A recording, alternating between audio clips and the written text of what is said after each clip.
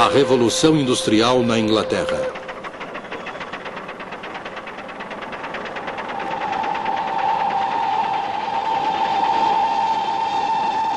Um filme da Enciclopédia Britânica.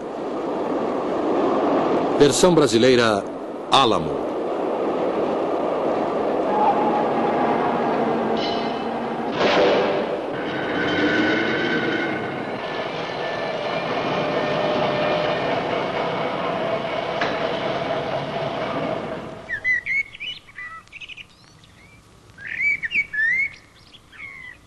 Voe com sua imaginação até a Inglaterra. Imagine a condição socioeconômica daquela nação há 200 anos. Era uma Inglaterra muito diferente da que conhecemos nos dias de hoje. Uma Inglaterra de aldeias tranquilas, de fazendas e pequenas propriedades rurais, de extensos pastos abertos e grandes florestas. Muitas regiões haviam evoluído pouco desde a Idade Média. A maior parte da população dedicava-se à lavoura ou exercia outras atividades rurais. O padrão de vida era baixo. As fazendas eram pequenas e as técnicas de cultivo eram rudimentares. O ciclo de culturas era quase desconhecido, assim como desconhecidas eram as técnicas de aumento de produção de alimentos. Havia pouca coisa para os carneiros comerem durante o inverno. Só o que Deus mandava para eles. A maioria morria. Agora vamos verificar as condições da manufatura, especificamente na área têxtil. Naquela época, a manufatura de lã era o grande alicerce da prosperidade inglesa.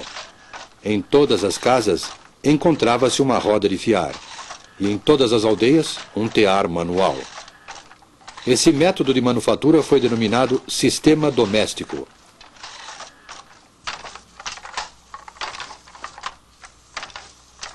Timóteo. Sim, mestre. Venha cá. Continue esse trabalho, você consegue. Na sociedade inglesa, os mestres tecelões habitavam nas aldeias ou no campo, com todo o conforto, e levavam adiante os negócios com capital próprio. O mestre também executava o trabalho manual, e quase todo o processo de beneficiamento de lã era realizado em sua própria casa. Além do seu tear, o mestre tecelão era proprietário de uma fazenda de 1 a 6 hectares, com alimento para os porcos, aves e algumas vezes para uma vaca. Possuía um barril de cerveja de fermentação caseira, uma roupa de trabalho e outra para os domingos. Tanto os aprendizes quanto os artesãos dormiam e comiam na casa do mestre tecelão.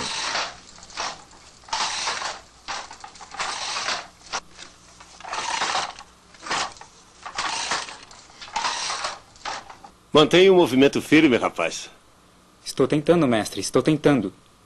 Claro, eu estou vendo seu esforço. Os mestres e os seus empregados eram geralmente ligados pela afeição, a ponto de não desejarem se separar. Os mestres pensavam que era obrigação deles manter os seus homens, inclusive quando os negócios não corriam de forma satisfatória. Consequentemente, um trabalhador vivia e morria no mesmo local onde havia nascido. O mestre e sua família produziam eles próprios quase todos os produtos que consumiam. Ned?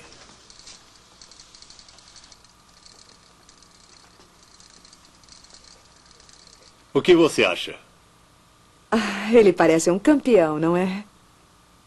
Eu vou fazer um casaco bem bonito. Ah, você é um menino de sorte. Agora pode ir. Ei, Ned! Valha-me Deus! Eles cultivavam na fazenda os cereais que os alimentavam, manufaturavam o tecido de lã com que se vestiam e satisfaziam as demais necessidades com o produto da venda do tecido por eles manufaturado.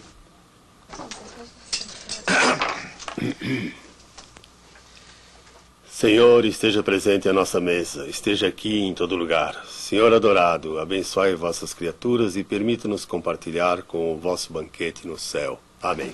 Amém. O mestre tecelão costumava sentar-se à cabeceira da mesa de carvalho. Rodeado pela sua família e seus empregados, ele rezava a oração de ação de graças, servia o pão e o purê. Às vezes tomava uma caneca de cerveja, sem servir aos seus homens. Mas essa era uma das poucas diferenças entre o modo de viver do mestre e o dos empregados.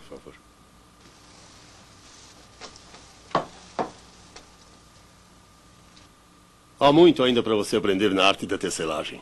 O pagamento é muito pouco para o aprendiz. Dinheiro não é uma coisa boa no bolso dos jovens. Na realidade, havia um aspecto muito desagradável no relacionamento entre o mestre tecelão e os trabalhadores. Existia, por exemplo, uma lei do governo proibindo aos trabalhadores de fazerem greve para reivindicar aumento salarial. Fizeram uma greve no inverno passado, mas a paralisação cessou por causa da repressão.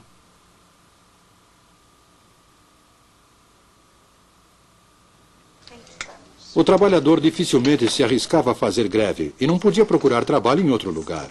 Recebia uma remuneração irrisória pelo seu serviço. Ele ocupava, na verdade, uma posição intermediária entre escravo e homem livre, ou mais precisamente, entre servo e cidadão.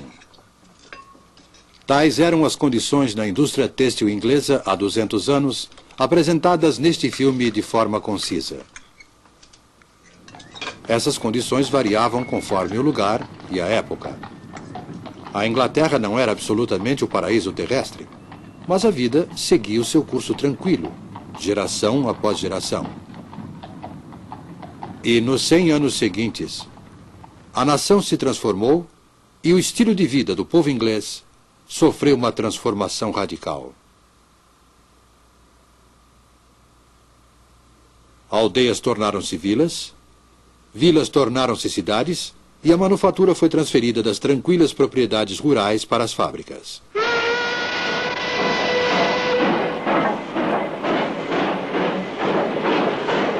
Essa transformação é chamada de Revolução Industrial.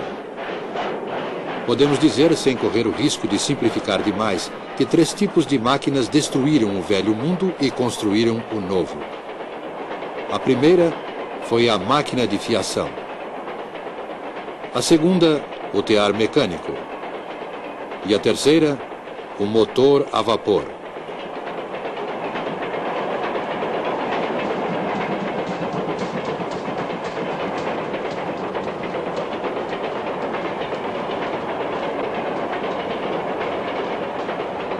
A máquina de fiação, o tear mecânico e o motor a vapor. 3 instrumentos que, juntamente com outras máquinas, transformaram o mundo. Desde os tempos primitivos, o homem vem fabricando e utilizando instrumentos. O instrumento executa um trabalho pequeno, visto que os músculos do trabalhador fornecem a força e o seu cérebro a habilidade. Séculos e séculos de fabricação e de utilização de máquinas. No ano de 1765, há mais de 200 anos,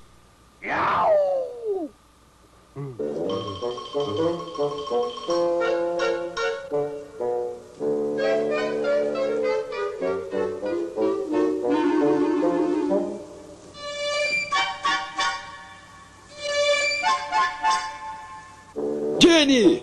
Jenny! Eu consegui!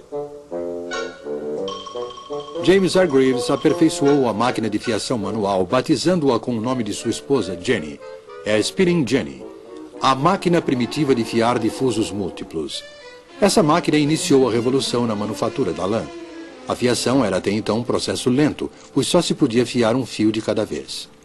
James Hargreaves colocou 8 fusos numa armadura e movia todos eles com uma manivela. Dessa forma, fiava 8 fios simultaneamente. A engenhosidade de Hargreaves lhe angariou o desagrado dos seus companheiros fiandeiros, que temiam perder o trabalho por causa da máquina.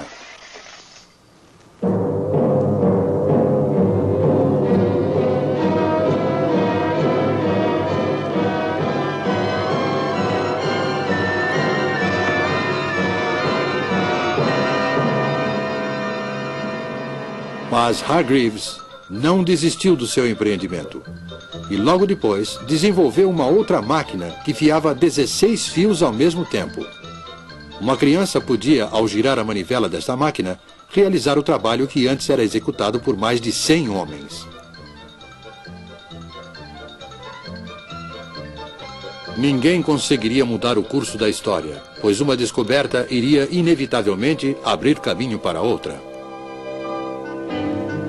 Em 1784, a população de Godby Marwood, uma pequena aldeia na região central do país, estava inquieta em virtude do que acontecia na casa do ministro da aldeia, o reverendo Edmund Cartwright.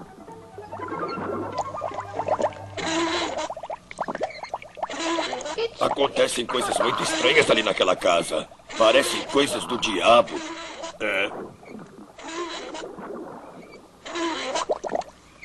Segundo seus vizinhos, o reverendo não era um homem bom. Acreditavam que ele praticava bruxaria. Mas tais temores eram infundados. Cartwright havia simplesmente desenvolvido uma máquina, acelerando assim o processo de industrialização. A partir de então, a energia não era mais produzida pelos músculos dos trabalhadores, como ocorria com a máquina de fiação. A fonte da energia seria a água. A força da água corrente foi utilizada para movimentar uma máquina de tecer. Estava criado o tear mecânico. O trabalho manual na indústria têxtil foi abandonado, como foi também o velho sistema doméstico de manufatura. O tear mecânico, além de ter um preço elevado para o tecelão comum, era muito grande para ser colocado em casa. Mas, se se pudesse comprar 12 teares e instalá-los num prédio, foi dessa forma que o tear mecânico acelerou o crescimento da indústria e do sistema industrial. A partir dessa época, em lugar de trabalhar em sua própria casa, o tecelão passou a morar em um lugar e a trabalhar em outro. Embora isso seja comum hoje em dia, naquela época houve uma implacável oposição à tirania da sirene da fábrica.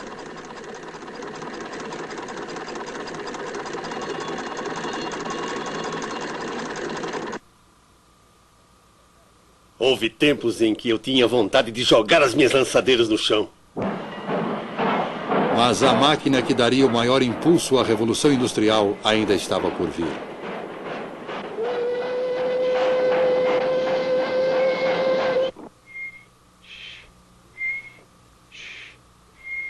James Watt, quantas vezes já lhe disse para não perder seu tempo?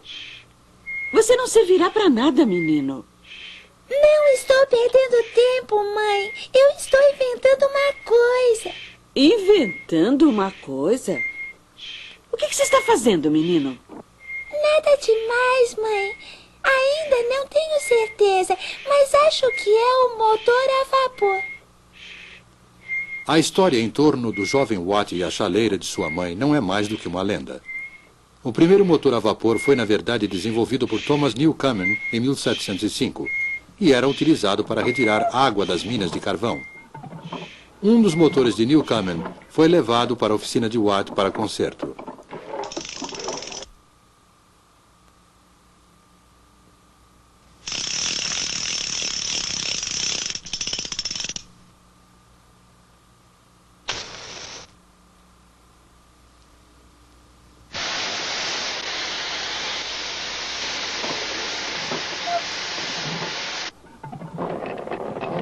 James Watt empenhou-se nesse trabalho e, por volta de 1781, aperfeiçoou o motor, convertendo-o em grande fonte de força. Essa era uma força barata e podia ser utilizada para dar movimento a todos os tipos de máquina.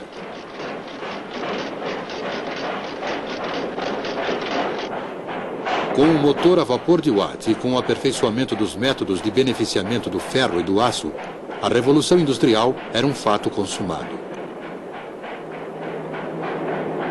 A máquina de fiação e o tear manual foram abandonados. Surgiram as grandes cidades, não de um dia para o outro, mas no curto espaço de 100 anos. No lugar do mestre tecelão, semi-industrial e semi-fazendeiro, apareceu o capitalista, proprietário de muitos teares e empregador de centenas de trabalhadores. Com a Revolução Industrial, a Inglaterra transformou-se na fábrica do mundo no século XIX. Era um período que exigia criatividade e desembaraço. Juntos, empresários e engenheiros criaram uma era na qual a Grã-Bretanha ocupou a supremacia do comércio mundial.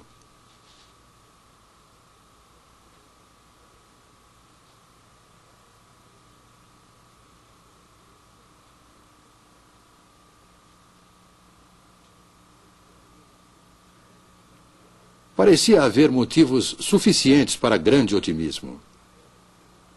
Ser um inglês no início do século XIX significava ter acesso, se fosse um inglês rico, a todas as comodidades e prazeres que o mundo podia oferecer. E a grande massa da população? A maior parte da população caía cada vez mais na indigência e na miséria.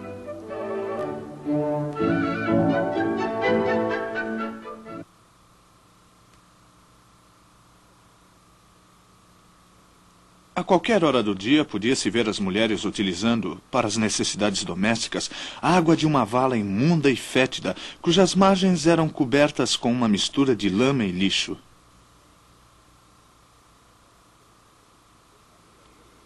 A vida do trabalhador inglês, incluindo mulheres e crianças, era uma luta miserável pela sobrevivência, tendo dois inimigos: o empregador e a máquina.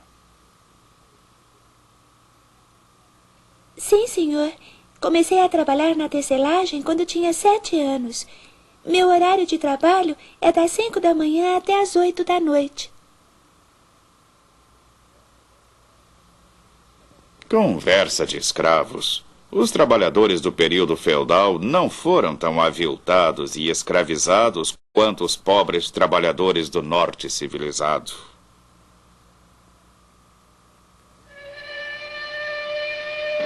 Os homens eram empregados nas minas de carvão para o serviço de escavação. Seus instrumentos de trabalho eram as picaretas e as pás. As mulheres e também as crianças eram encarregadas de arrastar a carga do carvão bruto de uma extremidade à outra através dos túneis subterrâneos.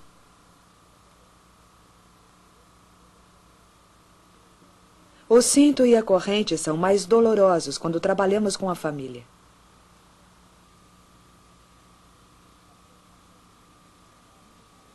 É comum as mulheres largarem a carga e caírem da escada.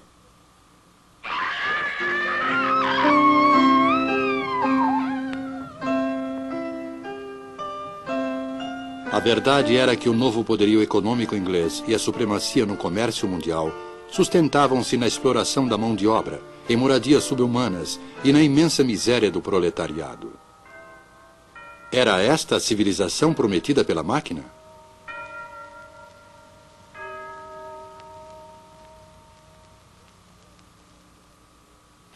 Observo com prazer que a classe operária inglesa está conscientizada de sua exploração e que ela odeia aqueles que a exploram. Há uma diferença no comportamento dos trabalhadores. Alguns deles mal nos cumprimentam. Todos os projetos de reforma não poderão evitar os males terríveis que vejo se acumulando há muito tempo. Meus empregados pobres? Não os contratei de acordo com as normas do mercado? Não lhes pago, inclusive, até os centavos de seus salários? Segundo o Dr. Arnold, o problema social era dramático e a Inglaterra seria fatalmente tragada por uma revolução civil sangrenta.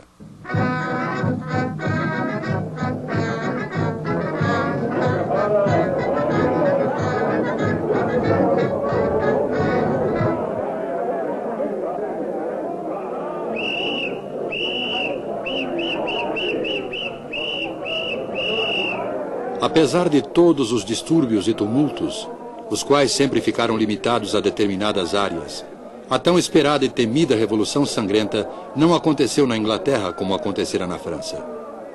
E isso por dois motivos principais. O primeiro foi a reforma. Durante anos, houve muito debate público pela reforma dos males sociais causados pela Revolução Industrial. Em 1842, o Parlamento aprovou a primeira de uma longa série de reformas. a Lei das Minas. Determinou que, a partir daquela data, o trabalho de mulheres e crianças menores de 10 anos nas minas de carvão estava proibido. Em 1847, a Lei das 10 Horas. A jornada de trabalho de mulheres e crianças na indústria têxtil não deveria ser superior a 10 horas.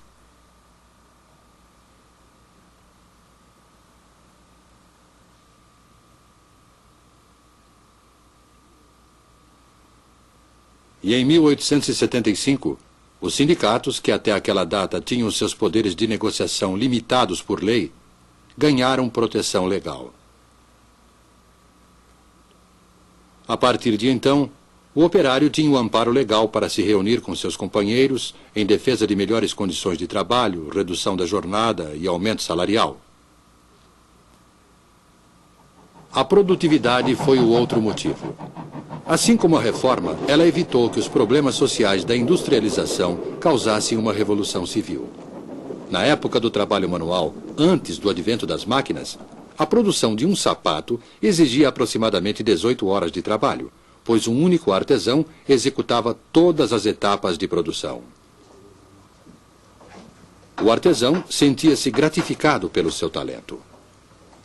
Mas, para sobreviver, era obrigado a trabalhar muito para compensar sua baixa produtividade, que era inevitavelmente baixa, dado que ele só podia executar uma única operação por vez. O acabamento podia ser excelente, mas o preço do sapato feito à mão era elevado e, consequentemente, poucas pessoas podiam pagá-lo.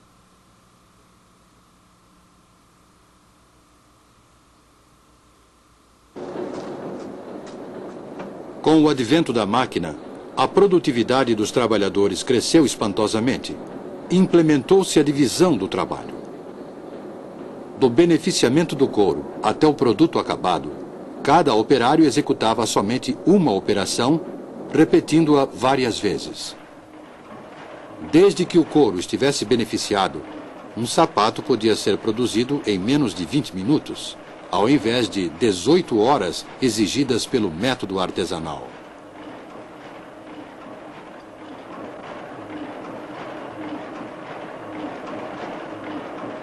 Dessa forma, cada homem produzia mais graças à máquina, e sua produtividade cresceu. As horas de trabalho em toda a indústria foram diminuídas. O salário aumentou, e os preços dos produtos baixaram.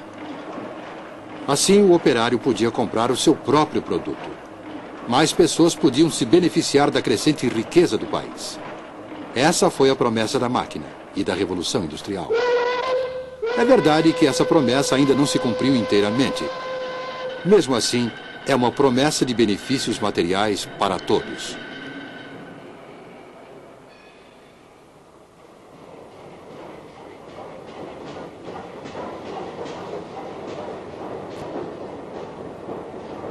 O século XIX, o século da Revolução Industrial, foi uma época de grandes realizações para a Inglaterra. Uma nação de economia agrícola, com uma grande manufatura de lã, transformou-se em uma nação industrial, de engenheiros, de minas de carvão, de empresas siderúrgicas e de fábricas. Essa transformação da economia causou muito sofrimento para a classe operária. Mas, por outro lado, em um período muito curto, a Inglaterra tornou-se o maior exportador de produtos. Ela era a fábrica do mundo.